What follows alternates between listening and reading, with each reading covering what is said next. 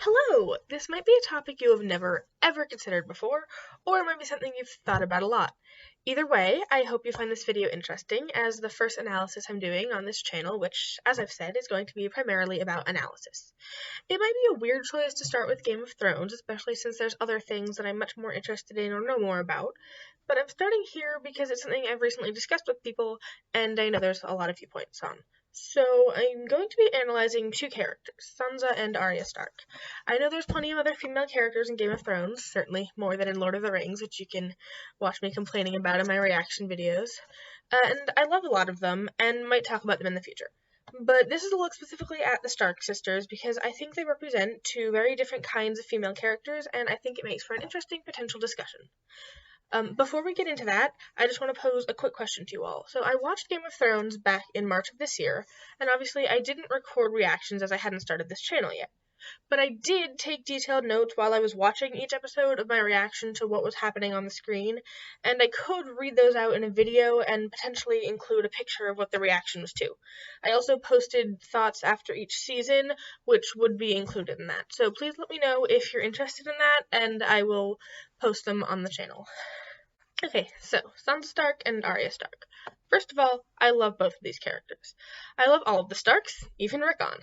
They're my favorite house in Game of Thrones, and all of them except Bran and Rickon are my top 10 characters, and yes, I'm of course counting Jon as a Stark. I want to say that because this comparison isn't about which character I like better. It's about them as representations of female characters in the story. I'll start with Arya, because a lot of people hold her up as an example of feminism and a role model for young girls, and I want to question this stance, because this is not how I viewed Arya's arc. In Season 1, I would agree. She was a good example of a girl breaking gender roles and doing what she wanted.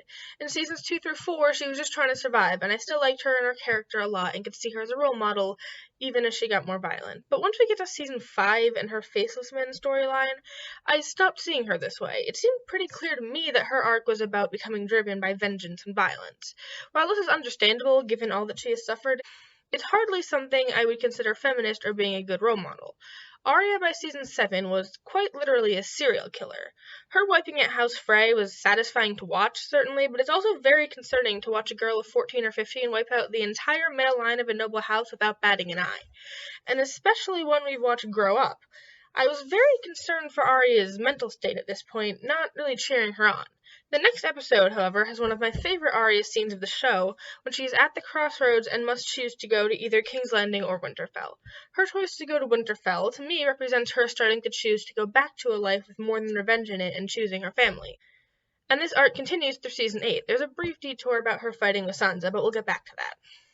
First, I want to talk about her moment with Gendry in Season 8, Episode 2, because people who called this scene inappropriate since we had seen Arya grow up, but had no problem with her committing gruesome murders, were being a bit ridiculous, in my opinion. A teenage girl choosing to engage in consensual sex is a perfectly normal thing. A teenage girl committing multiple homicide is not. This scene was another sign to me that Arya was choosing to value other things in her life than violence and revenge and wanted to have a connection with another person. It was one of the few sex scenes in the show that didn't have an undertone of male dominance over women and instead featured Arya making an active choice to engage in sexual activity. But moving on from that. In Episode 3, Arya kills the Night King, which is a kill done not out of revenge, but out of a desire to protect her loved ones and the realm, showing that while she still has the skills of a killer, she can use them for things other than crossing names off her list. And that brings me to Episode 5, The Bells, and the conclusion to one of my favorite arcs in the show. The Hound tells Arya that if she devotes herself to revenge, she will end up like him and die for her revenge. And finally, Arya is able to understand that something matters more, that her life is about more than violence and vengeance, that she can live for something else. And while I'm not completely satisfied with her ending splitting her up from her family, I do like that it involves her doing something on her own terms that will make her happy.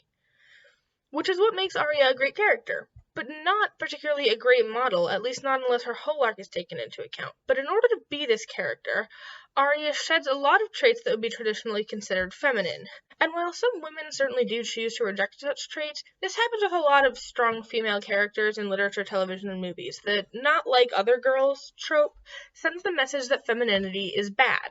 At least when it is the way that all strong female characters are, which is why it's important that if there is a strong female character who does not show traditionally feminine traits, there should also be one who does. And that brings us to Sansa Stark.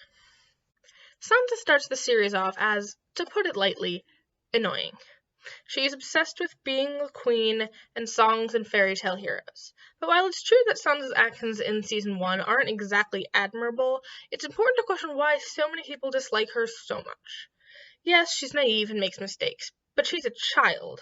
And I think it's more than that. I think it's because a lot of people compare her to Arya. Arya is so cool and different and badass that people think Sansa is lesser because she is more traditionally feminine.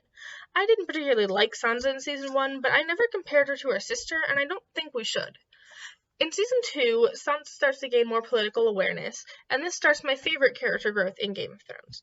Sansa goes from this naive little girl obsessed with fairy tales to a fully realized young woman who knows the harsh realities of the world and how to survive in it. But she never gives up her feminine side to do it, and that's important. The Sansa we see at the end of the show still likes fashion and wearing nice dresses and doing her hair. She's still a diplomat more than a fighter, and she will often keep her calm in situations where she might be very angry internally. But despite this, she is not weak. She is possibly the strongest character on the show by this point. She has gone through a series of terrible things that most of the other characters still alive by the end have not. And she was alone through it all, helped only by those who intended to use her as a pawn to their advantage. From the moment Ned is killed to the moment Theon kills Miranda in Winterfell, there isn't a single person in the story who helps Sansa out of any motive other than their own personal gain. She has to learn to be strong and not give in to the forces around her, and she does, gaining a steely resolve and the ability to be calculating and manipulative. But she never loses her values or her kindness. She remains loyal to her people and her family throughout. Even when she thinks everyone is dead, she never gives up hoping for things to get better and working to make them better. This strength of character makes her probably the most competent leader on the show, at least by the end. Eventually, Sansa accomplishes her original dream of being queen, but instead of doing it by marriage, she becomes a queen in her own right, chosen to lead by her people because she has proven herself worthy. Both Sansa and Arya have great arcs, and they both become fully realized female characters in their own ways. Now I want to talk about their relationship. In Season 1, they fight, as sisters do, and their fundamental differences from each other make it harder for them to get along. But they do love each other, deep down, even if Arya is hesitant to admit that. After being separated, they both gain a new appreciation for their family, and by Season 7, they are happy to be reunited. Then Littlefinger starts to pull them apart. I had issues with this arc, but while I didn't think it was executed well, to some extent it makes sense. Sansa and Arya have both developed significant trust issues due to their journeys, and it makes sense that they would be wary, even of family. And one of my favorite moments in Season 7 was when, after realizing that someone was trying to pit them against each other, they turned on him and carried out a joint execution. This shows that these two different characters, as a leader and a fighter, could work together to accomplish a goal as a family. It's a strong testament to the power of family, as well as the ways that different people can use their strengths together, and why it's important to have different kinds of characters, and specifically different kinds of female characters. I think that the two Stark sisters were both very important characters in the story, and that their joint inclusion, contrasting with each other while also coming together, made both of their stories stronger than if they had existed alone. I particularly like the inclusion of Sansa as a character because while I feel there are many stories with strong fighting women, there are fewer that I've seen with female characters who embrace being feminine and not fighters but are still very strong characters, and I think it's something the show did a good job with. I'm hoping these arcs go similarly in the books. If you enjoyed this analysis, please be sure to leave a like and subscribe for more in-depth analysis on books, television, movies, and whatever else I feel like doing an analysis on, but probably mostly books, television, and movies. Please comment below with what you think about these characters and their stories, and let me know who your favorite Stark is, just for fun. Thanks for watching. Bye.